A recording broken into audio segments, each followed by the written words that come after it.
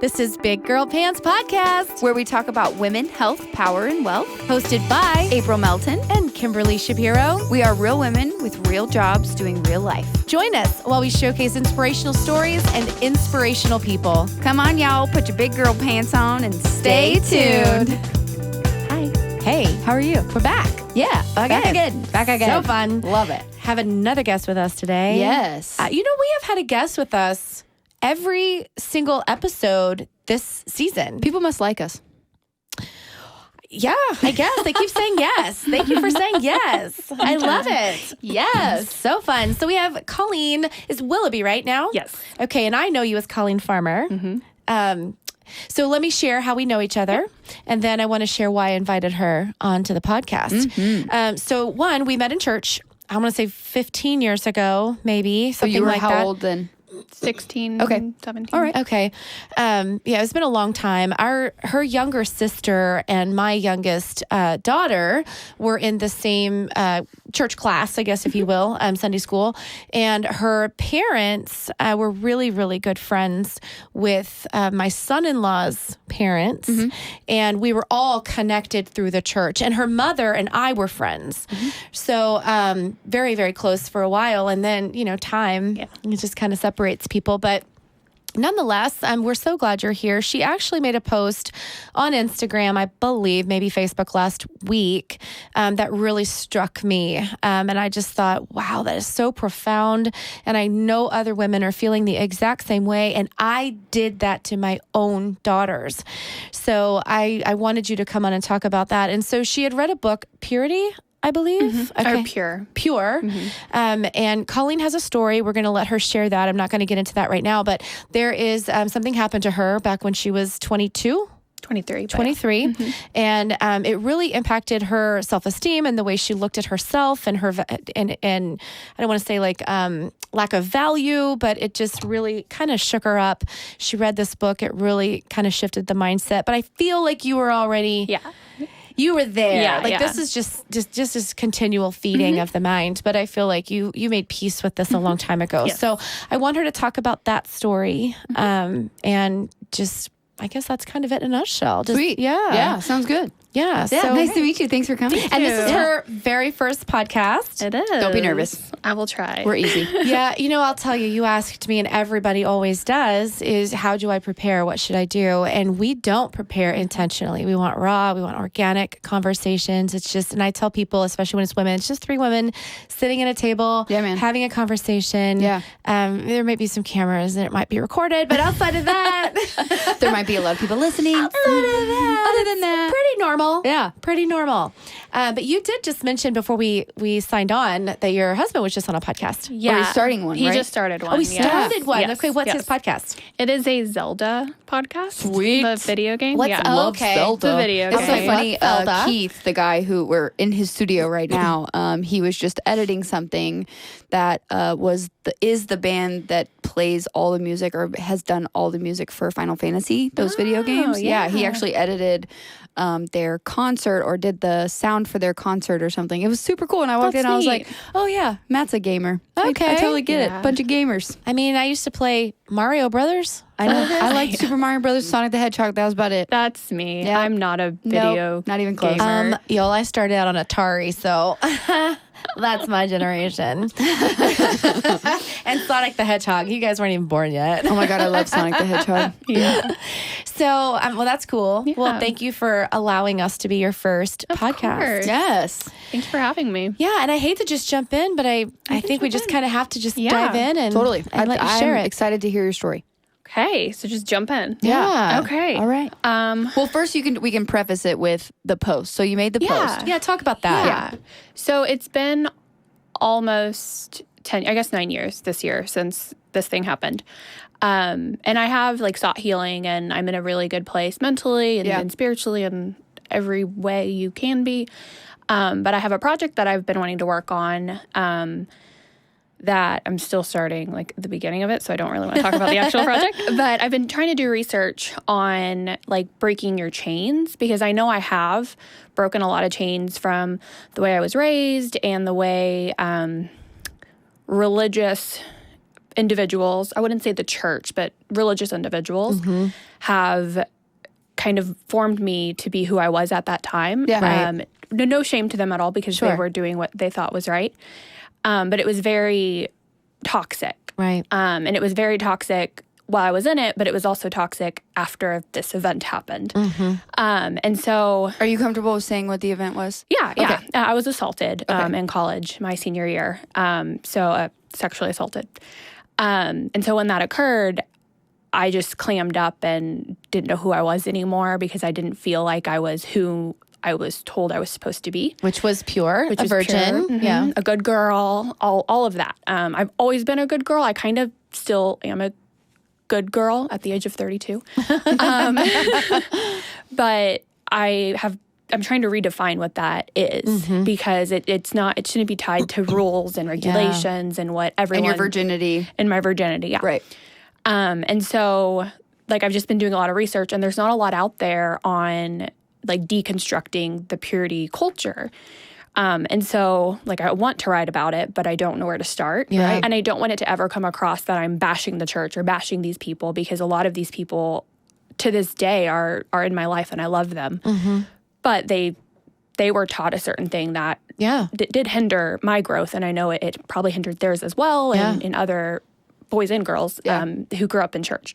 And that's the thing too, is like, it's not necessarily these people, it's just their actions. Right. And like maybe their words or the way that they live their lives or whatever, which is, it's not exactly. From a societal perspective too, like this was just the way it was. Yeah. Right. And we're just now transitioning out of that without being the societal norm. I think we're finally seeing, okay, that doesn't define you. Right.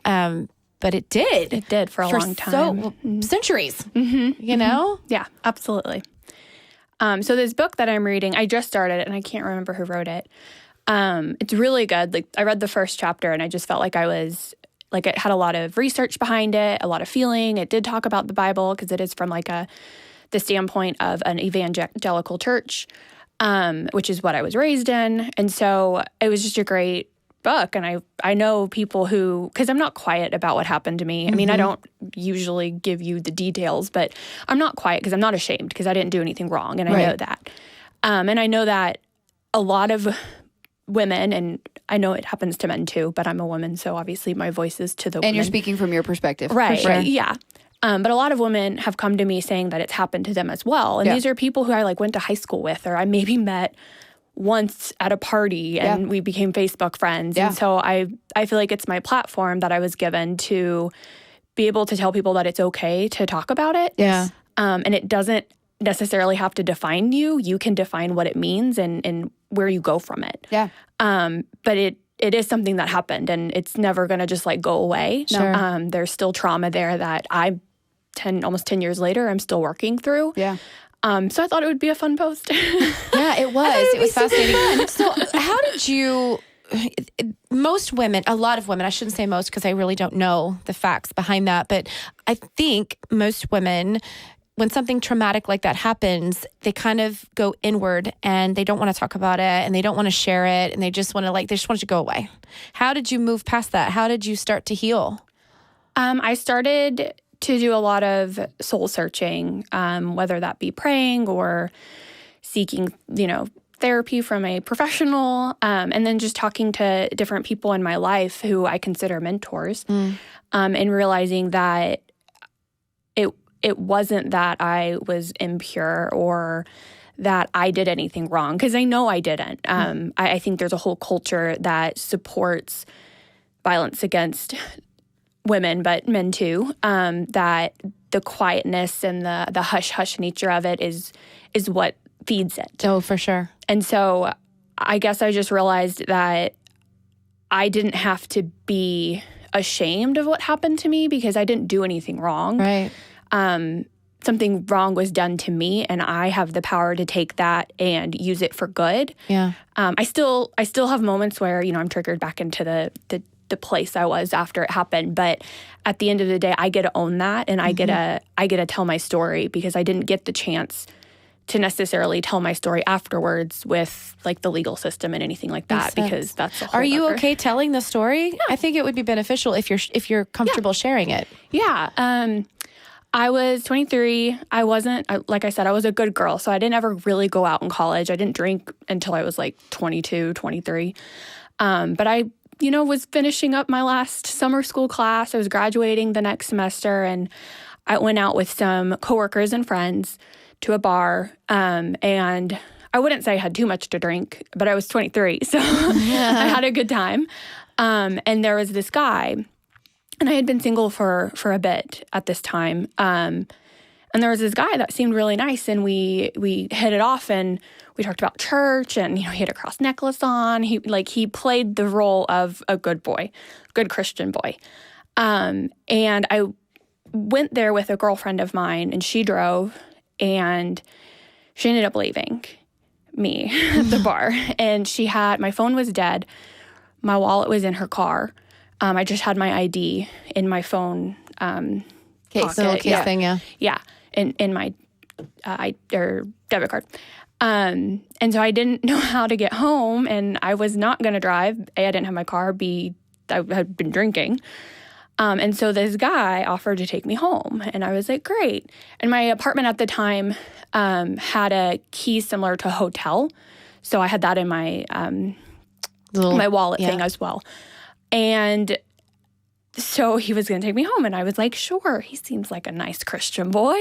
Well, he wasn't. And he did what he did. And then I thought maybe I had done something wrong, like it was my fault or anything, but I know, like, you say no, I pled with him. I told him I was a virgin, like I didn't want this and whatever. And so I woke up the next day feeling mortified, not knowing where I was. I was in this house that I had never been at before, and terrified because I had to go get my wallet from my friend who left me at this bar, and I didn't know what to do. And I didn't want to tell anyone what had happened because I felt like I had done it. Yeah, like it was my fault. Like I made this choice. Could I have been safer? Probably, but I also... no means no. Exactly. And you were 23. I was 23, yeah. And I clammed up, and I didn't tell anyone for about 4 days. So I went to work. So this girlfriend of mine and I were actually coworkers. We both worked at a coffee shop together. And I opened up at the coffee shop, and after that shift, I was like, well, I need to go make sure I'm not pregnant, because I was a virgin, so I didn't know the science behind it. Yeah, you don't learn that stuff in public school. So I went to a Planned Parenthood, not knowing where else to go, and I knew they wouldn't judge me because I was a good Christian girl. And everybody goes here. All the crazy girls go to this place. Well, and it's like a hush hush sort of situation. They're not telling my secrets, right? So I went to a Planned Parenthood. The closest one was like an hour away. And I did tell the nurse there what had happened, and she gave me some medication to help, like with pain I was feeling, and she gave me literature and was so sweet, and like I had been quiet about it for 4 days. My roommates thought I was going crazy, like locked up in my room, and I just like broke down to this nurse that I had never met before, and told her what had happened, and she told me, no, that's not your fault. That doesn't sound like it was a consensual experience. Mm-hmm. Right. And I like really thought about that. Like opening up at this Starbucks, I was up at 3:30 a.m. So it was like 1 p.m. in the afternoon at this time, around. And I went back to my apartment, and I didn't have any classes because I had just finished my last summer school course. So I just was sitting in my apartment on my couch, like not knowing what to do with this information, because I was a good girl, and this stuff isn't supposed to happen to a girl who follows all the rules and everything like that. And I didn't know how to tell my family because I was the good girl. I was the virgin. I was the one waiting for marriage. And so I called my aunt who lives in Philadelphia, and I think you've probably met her. Mm-hmm. Yeah. And I just like gave her like 3 words, and she was like, go talk to your mom. And my mom, like, I went to Denton. I live in Denton. My mom lives in Plano, so that's like about 45-hour drive. She's like, you don't have to call her. You don't have to do anything. Just show up. I'll give her a call. And when I got home to my mom's house, like, my sisters were there, and my mom was there, and I just, like, like broke down and cried in the living room. You just lose it. I just lost it. Yeah. Because I had been holding it in for 4 days. And then they encouraged me to report it, even though that didn't go well. But I did. They took me back to Denton to the police department, and we went through that whole process. It didn't end up going anywhere because the way the system is set up isn't to support the survivor. That is so infuriating. It's absolute garbage. But your family was supportive and like, okay, let's jump on this and So let's take care of you. And I mean, as much as you're comfortable, like, what happened when you went to the police? Yeah, I want to hear that. Yeah. So the officer whom I believe now is pretty high up in the either Denton County or the Denton Police Department. I keep tabs on him a little bit. He was so sweet. Like, he was so understanding and like amazing. I did the SANE exam, like the evidence collection, sexual assault nurse examiner. But it had been 4 days, and at this point, you've had a shower, right? Like, yeah, I did have a shower. Legally, you have up to 4 days to report toward the SANE exam, and I didn't know this at the time. Look but at you, yeah. I've worked in the field. Yeah. So you have up to 4 days. So I was still within that time frame where if there were any drugs in my system, you could tell. And then DNA like evidence, GHB or Rohypnol or right, whatever. right. Okay. And then any DNA evidence can still be collected up to 4 days. Wow. Okay. Well, yeah, because sperm lives inside your body for 5 days. Yeah. Oh, okay. Yeah. So I mean, I didn't know this at the time, but I knew this didn't know this after. How No. fortuitous that you knew that, like, that just happened this way. Right, Yeah. right. So he was amazing. The nurse examiner was amazing. That's a very traumatic exam. But she was amazing. She did a great job. And then afterwards, the detective was not so amazing. Were they like victim blaming because you were drunk? Like, Yes. Yeah. And then he asked me if I wanted to ruin this boy's life over a night of fun. Oh, okay. Which angered me, but I'm a quiet, good girl, so I didn't say anything. And I just was like, well, I'm sorry, his life is more important than mine. You're right. Yeah, right. And I just didn't want, like, I was just tired. And so I was like, well, I just want justice. So do what you got to do. And then nothing came of it. And I didn't fight it. And I wish I had, but I didn't. But how do you know? Have you ever seen this guy again? I think I saw him a couple times around school. Because you were not the only one. Yeah. I mean, typically when somebody makes a choice like that, they've done it before, or if not, they'll do it again. Yeah. Yeah. So, yeah, agreed. I've seen him around Denton when I lived there at the time. He actually worked with a girl I went to school with, and she was not happy that he was working at this store that she was working at.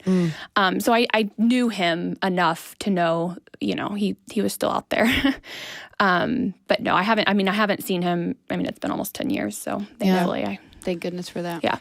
Yeah, I actually, I don't think I've ever told this story on this podcast before. I was actually going to say, because I know where you're about to go, and I was going to say, hey, we can cut this out, but I would love for you to share, even if you choose not to have it out The there. exact same thing happened to me, except I was 15.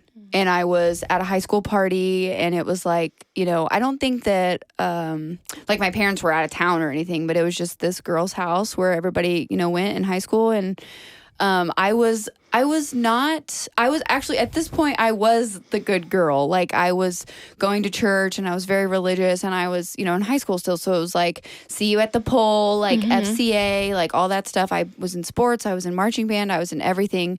And I just drank too much at this party. And then this person did the exact same thing to me. And the next morning when I woke up and I like called him and I was like, do you know like what happened last night? And he had already graduated, or he was like a senior when I was a freshman. So, and again, like I didn't really know what happened to me. I didn't like, and I felt that like survivor's guilt, I guess, or like that the victim guilt, right? Because I was like, I don't know, what did I do to cause this? what did what did my behavior do to warrant this? Like, and even at that night, I even had a boyfriend, like, and my boyfriend had been at the party, but then he left because he had to go to work in the morning. And like, I got blackout drunk. I don't even remember what happened. And I was 15, because who knows? I mean, 4 drinks would have made me blackout drunk, You're like, who knows? But the next morning I woke up and I was just too scared. I was too scared, and I was too scared to call the cops. I was too scared to tell anybody. Like I was just. Well, and you're probably so full of shame, So much shame. even though you shouldn't be, but it's the way we're raised, right? And it was, but honestly, and the crazy part is the exact same thing would have happened to me. I know if I would have gone to the cops, because his family was very well known in our town.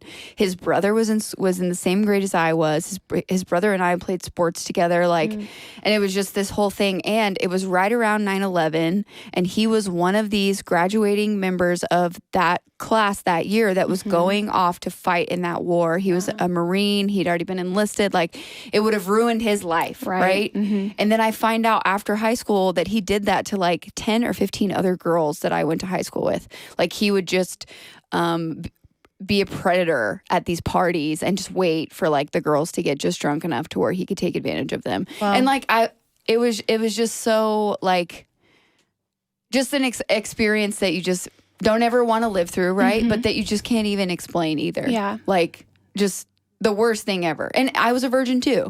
So it was like my gift was taken from me versus me giving it to someone electively. And then I had this trauma around, my virginity and sex and all this stuff. And that was my next question is, did this impact your ability to be completely open with your partners? Like, spouses, or just sexual partners in general. Right, boyfriends. Yeah. I mean, does that impact you? I mean, does it kind of take you back and make you relive it? I mean, I don't know how impactful that is. You can go first. Or if it sticks with you. Yeah. It does. It definitely does. I'm very lucky, and I have an amazing husband. When we first got married, obviously there was some learning. I mean, every marriage there's learning when you first get married, for sure, regardless of what you're learning. But when it came to sex, being the good girl, like I believe even if the traumatic event hadn't even happened, being the good girl, I think I would have still struggled with it.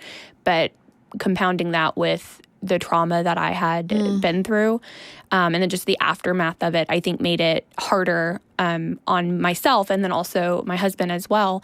He actually went out. He's done a lot of research. He didn't tell me in the beginning that he was doing this, but he did a lot of research on how to support your partner who has been through sexual trauma. I found that out. I think we were a year into our marriage, and I just like started weeping because it was so sweet. Because he did it because he loved me and he wanted to like grow with me and everything. But he didn't. There's no pressure there because he knows that. Well, he would never pressure me, but he knows that that's like a highly sensitive area. So he's very supportive. Yeah. Did it impact That's so you? nice. That just made me tear up. Yeah. That was so sweet. Yeah, he's a sweet one. Yeah. Yes. And there was also like, the crappy part wasn't, so, I'm in high school, right? And it's like the first real boyfriend I had after that was older than me. And he and I were like, in love and blah, blah, whatever in high school. But he was really pressuring me to have sex because he was like, I'm ready. And I'm like, first of all, I've been through this thing. And second of all, I'm not ready. Like, I'm in 10th grade, bro. Chill. Like, calm down. And he eventually broke up with me because I wouldn't sleep with him. And like, if you're watching this, I know you still regret it. But it's like, it was that. And then, when I started having real sexual partners and stuff like that, there would be certain, not to be super graphic, but like certain positions or certain things like that where you like literally go back to that point and you're like, we have to stop right now. You totally kill the mood. Totally kill the mood, which is awful, but it's ingrained. Yeah. It's like cellular. Like, you don't know how to make that stop triggering you. Yep. But you just... that makes sense. I was never sexually assaulted, but I was raised in a family where sex was not discussed. It was completely off limits as a discussion. Very much of a shameful feeling tied to it. You're a slut if you have sex before marriage. That's basically, it wasn't even a biblical message. It was just, you're a slut if you have sex. That was really like a morality message. Like, you're a bad person. You're a bad person. Yeah. And so, I was a very young mom. I had my oldest daughter, talked about this a million times on the podcast at 17. And so clearly the message didn't get into my brain, or I didn't care, I don't know. But what did stick with me was the shame. And so then when I got pregnant, I didn't feel like I had anyone I could talk to. I didn't tell my parents for 7 months. How I hid that, I do not know. It's a medical mystery to us all. So I don't know. But there was a lot of trauma around that, and just the shame, and just the fact that my value, I don't have value anymore. Yeah. Now I guess I'm just a teen mom, and that's just the label that I get to, that's the badge that I get to wear for the rest of my life. And so I really did believe at my core that I had somehow ruined my future. I had ruined my life. I had ruined my family. I had shamed my family. All because you did this primal thing that we're biologically programmed to do. Exactly. And then by default, even though I powered through that, and I did not make that my mission, or I made it my mission in life really to define myself outside of being a teen mom, right? Like that can't be my label for the rest of my life. Yeah. But what is so sad is, even though I went through that and it did cause so much trauma, and I want to get to this with both of you and having children, is then I then took that and did the same thing to my own kids. Yeah. Same exact thing. Shamed them. It's not that we didn't talk about sex. Those poor kids, I made them talk about it in 4th grade. Like, it is a penis. We're going to call it what it is. It's a vagina. We're calling it a vagina. We had the talks. Like, I wanted all of the words to be comfortable. Anatomically correct. In my family, there were goofy names for everything. Pee and pee and hoo-hoo. Because we just couldn't even go there. Right. Yeah. And so I at least progressed that way. I wanted them to be comfortable saying the words. I wanted the word sex to be a normal part of the vocabulary. But outside of that, the whole sex before marriage thing, or sex before a serious relationship, was still ingrained. Yeah, I made them feel very shameful of wanting to have sex, even in their 20s. Even to feel sexual feelings. Yes. Because I think there was shame around that too for me. There was. Yeah. 100% yes. And so now Taylor and I were just talking, this is my daughter, we were just talking about this yesterday, and the way that she's going to raise her children is she wants them to be able to come to her. She's like, sex is a normal thing. Yes, I would love for them to not, be, what did she call it? She has a son. So she's like, I'd love for Micah to not be a man whore. But I don't want him to feel ashamed if he wants to partake in, and I understand there's going to be a lot of conflicting opinions, and that's not what I'm not trying to get into a debate. Well, everybody raises their kids differently, but yes. But the point is, because of the way that I raised her, now she is like completely opposite. I just want him to be safe. I want him to be respectful of women. I want him to be respectful of his own body. But really, that's the mission. Yes. Yeah. And to be able to come to me or Christian or both of us and say, hey, I'm actually thinking about doing this. What do you think? And that is not the way I raised my kids. So my question to both of you is, especially you being a new mom soon, you have a 6, 7, how old is Chloe? 6. Yeah. How is your experiences and your growth through those experiences going to impact the way you raise your children? You can go first. Specifically around sex. Yes. Yeah. So my big thing is consent. I think that a lot of the times, that's not correct. I don't know how many times. I don't know percentage. But there are many cases where a sexual assault happens because parties don't understand what consent is. And it's because we don't teach our kids that they have full control over their body. And so how are they going to know that this other person has full control over their body? And how do we think about your parents, your grandparents? It starts from day one. It does. It does. Taylor was just talking about this too. When you make your children hug people, or you make your children do something physical with another person, you are teaching them that they know they are not autonomous. Right. You do not have control over your body. That's this actually happened the other day. So I'm guilty of it too, because we're not perfect. We're humans. Yeah. But at one point, Matt's dad had bought Chloe a doll from a store, and I was like, "Go say thank you. Go give him a hug." And I could tell that she was visibly uncomfortable because she was like, I don't want to give him a hug. I said, you know what? You can give him a dap instead. You can give him a high five instead. Or you can just say thank you. Or whatever it is that makes you feel comfortable.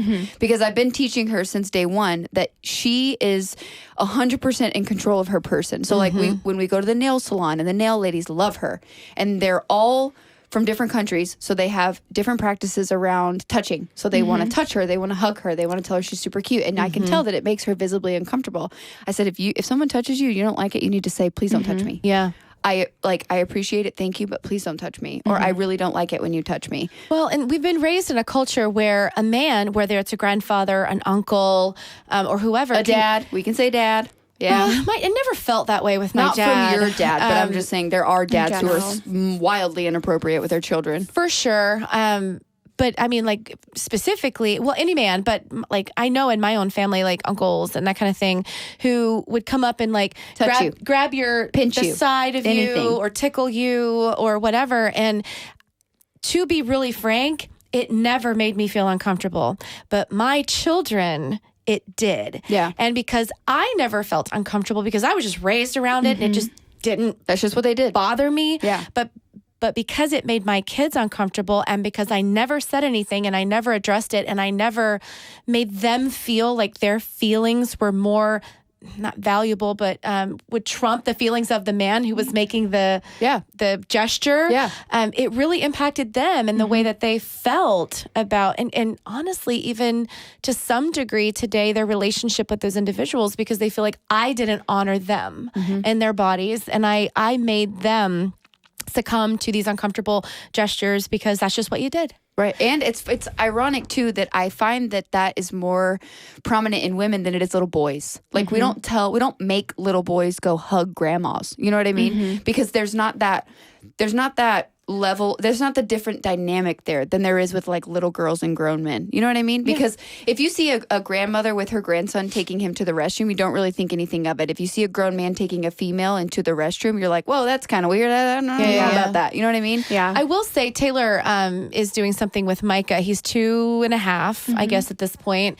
And we have some people in our family that really want to hug him all the time. Like, first of all, let me just say, I want to hug him all the time. I want to touch him all the time. Cute. But I so also know he does not. He's a loner. Like, he likes to play alone. He does not like to be hugged. He does not like to be touched. He's Mr. Independent. So there's people in our family that will literally chase him and then try to grab him, and he says no. Yeah. And they will still continue to go. So now Taylor, her new thing is to kind of advocate for him, and he said no. Let's honor his no, and let him come to you. And if he doesn't come to you, I'm so sorry. Too bad. But now she's kind of advocating for her 2.5-year-old that no means something to him. We need to honor that, and I love that. Like, and imagine how empowered we would feel as adults if we were parented that way. Yeah. Around our bodies. Right? Around our freaking bodies.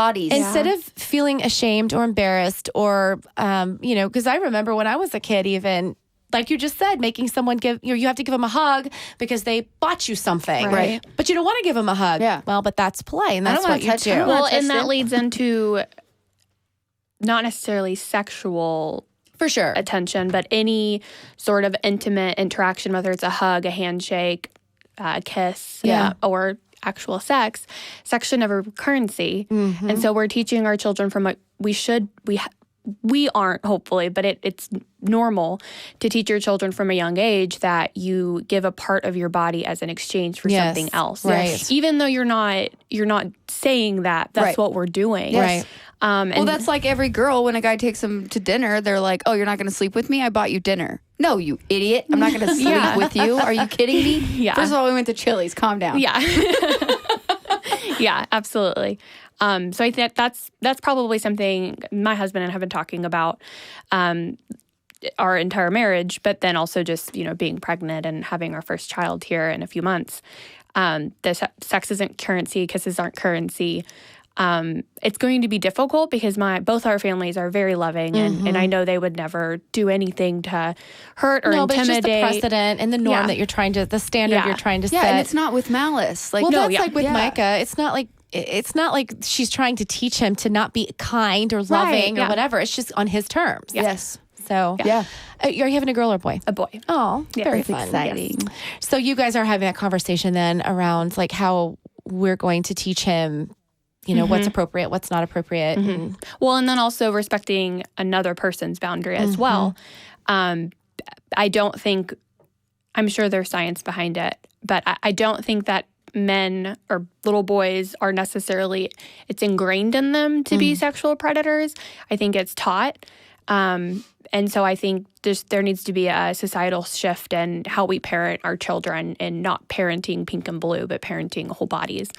So yeah, that's kind of where we're at. I also think that it's like, this is a hot take, but I don't think that it's always intentional from the parents either. I think it's very societal. And I think that as women, we don't know what it's like to have testosterone running through our blood, right? We don't know what it's like to think about sex every 7 seconds. No, I definitely don't. No. And even though I will say I'm someone who prefers to do that often, I don't know what that feels like. And I think that, and again, this is a very hot take, very controversial opinion, but I think that if we remove the stigma around sex, and even in an extreme case, legalized prostitution, that men could potentially get the satisfaction that they need from that, and where they don't necessarily have to get it from raping women. Yeah. I mean, well, and even giving them the space to talk about their own frustrations. Yes. Because yes, they do have hormones going through their body, and yes, that's a lot to handle. I mean, when I'm hormonal, like I am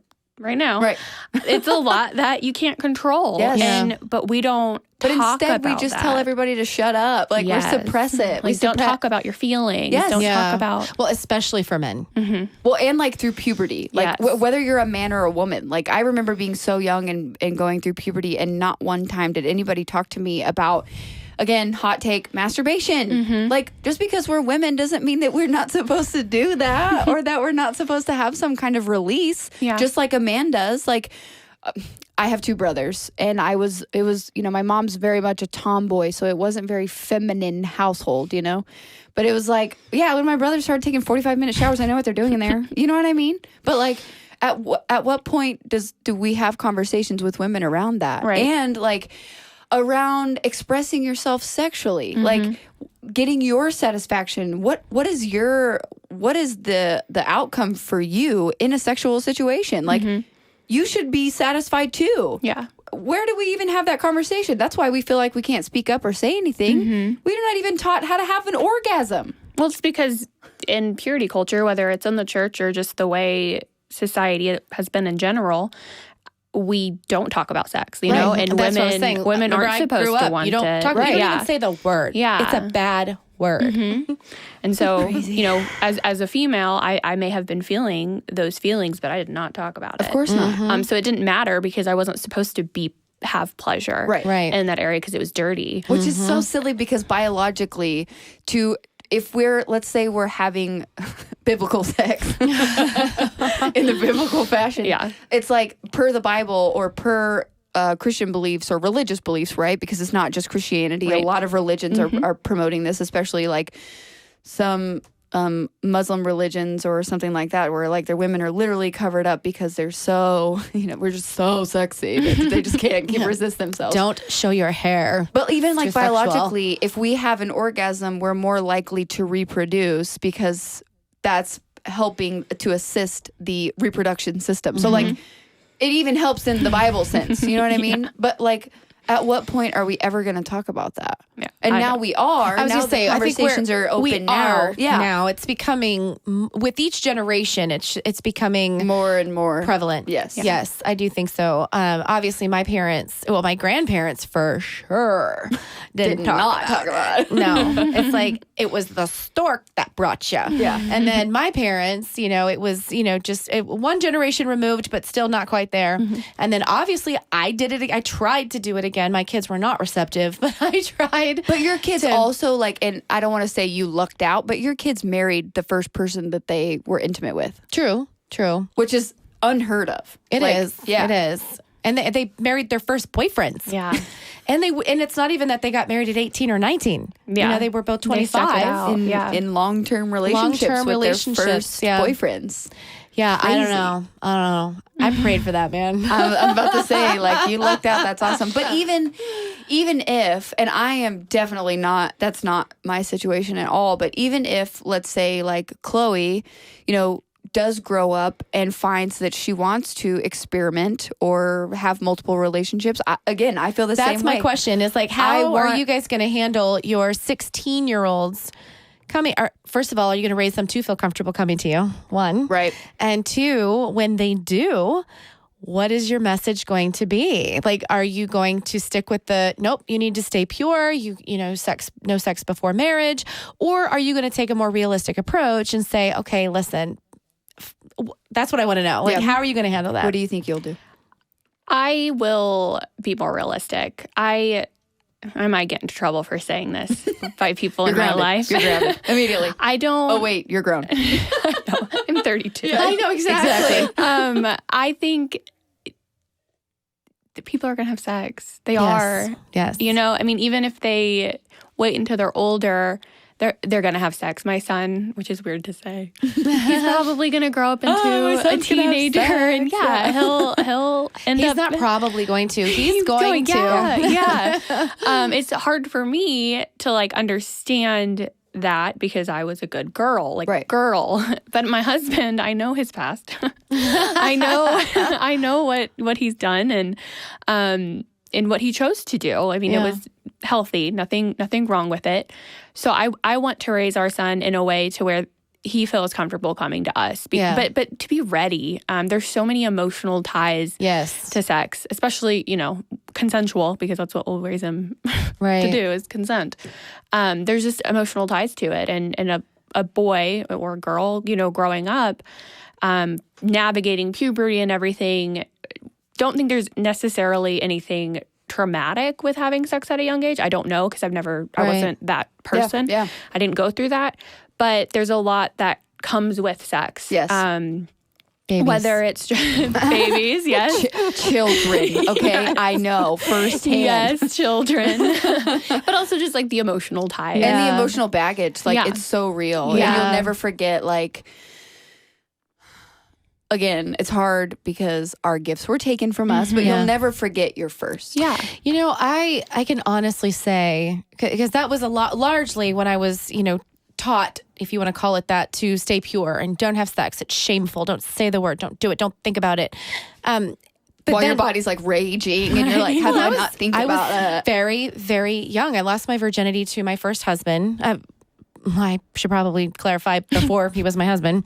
But nonetheless, I was a teenager and I didn't feel any trauma or the shame and the trauma came from the pregnancy. No, my parents feeling that I was not worthy or that I was a bad girl or that I was them down. Yes, that I had let them down or that it all was stemmed from the family perception or what they were going to think of me if they knew. It wasn't my own internal, not at all. I don't remember feeling like I'm going to hell. Right. Yeah. I just remember thinking my parents are going to think I'm going to hell. Yes. Right? So it was parents are going to kill me. Yeah. I mean, that's what it was all tied to. It wasn't really tied to my own emotional experiences. Yeah. And I was also very mature, always, always. So I think there's something to be said for that. But I do think if I was to raise kids today, I would still push purity as long as possible because of that. I think you do need to be emotionally mature because I do think there's a lot of, while I didn't experience that personally, I think a lot of people do. Yeah. And so I think I would still encourage my kids to stay virgins as long as possible just because. Or wait for the right moment. Yeah, because I do think that there's a lot of maybe regret and especially if it's just a guy at a party or a fling, I would for sure encourage them to not just flippantly go choose partners, just because they were curious. Yes. Yeah, 100%. And I think that there's a big difference between having sex with or being intimate with your high school love, the person that you've been in a relationship for 3 years, which what does that even mean in high school? 6 months. You don't even have money. Fine. Your parents are paying for everything. But having a relationship with someone and then experiencing that intimate moment with someone versus getting drunk at a party and, he was hot, let's go. You know what I mean? That's totally different. But I agree. I think I will be a lot more realistic with her about the repercussions of having sex. That's the thing, is talking about not the consequences, but just what comes with it. Well, there's always, for every action, there is a reaction. For every, what is that word? For every what is it? Cause and effect or consequences. Every choice has a consequence, whether it's a good consequence would or agree bad with that, consequence. yes. Yeah. But it's like, I mean, I would want her to make that choice and to value herself so much that she doesn't just give it away. Yeah. Because a lot of girls use that as validation for, oh, well, he'll like me if I do this, or he will. But first of all, next. Like, for sure. That's never gotten any man to marry a woman because you took off your clothes. I mean, every girl out there, please hear us when we tell you this. Yeah. Sex never. is not the reason. And it's not a tool. Like, it should be about two people who are consenting adults who want to enjoy pleasure together. And, whether they're in love or in a relationship or you're just friends with benefits, that's your choice and it's consent. Right. Like, if, and never choosing to do something out of convenience for the other person. It's not, your body is not like a weapon, another person's outlet. Or right. He doesn't need to use your body for something that he needs. Go to the bathroom. Get out of my face. I do want to ask about, and unfortunately, I think we have to end in like 10 minutes, right? I know, boo. But I do want to ask about your experience around trying to press charges and what happened to you. Like, how in the world do we stop that? Because if you think about it, you need reform. We do. But then I'm like, I can see, and you guys, when I say this, because you've both been through something incredibly traumatic, so don't judge. What I'm trying to say is I've also seen girls use it where they lied. They lied. They're liars. So how do we fix that? Like, justice needs to be served when you've got a predator like you had and a predator like your experience, but then you've got these women who use it as a tool. Yeah. So like, where does that how do we reconcile that and how do we fix that? Yeah. Education. Yeah. Just educating your community on what it is. Yeah. And doing so in a way to where it basically forces your community to listen. Yeah. I worked for a rape crisis center after college, and I was a community outreach coordinator. So I went into communities, whether it's a middle school, high school, community college, faith-based organizations, you name it. I went to it, educating them on boundaries. So, middle school didn't talk about rape. It was more like bullying and healthy boundaries. Up into the college level was more like social norms that create environment where that feeds this assault nature or rape culture. Right. And then faith-based organizations with their messages and how they're re-traumatizing their congregation because you have people in your congregation who have gone through a sexual assault of some sort, whether it was a childhood abuse or as an adult. Right. But just like not having it be a taboo topic. Yeah. I ended up leaving. We lost funding, so that's why I left. But the community I was a rape crisis center for was not ready for these conversations. And it kind of broke my heart because I grew up in that community. Yeah.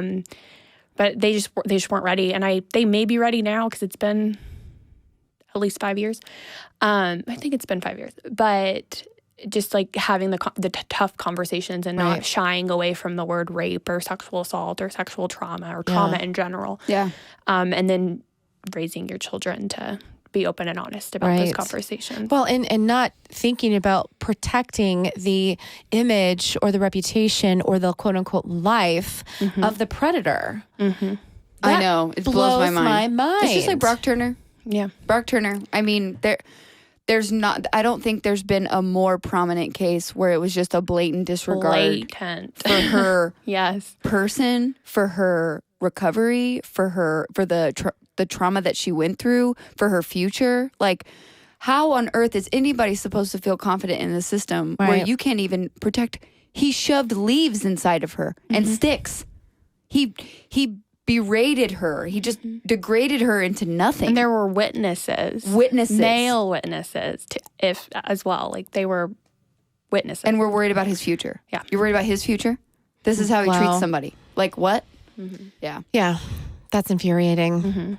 I think the biggest thing is, as far as like, I mean, you're right, educating people, but also not standing for,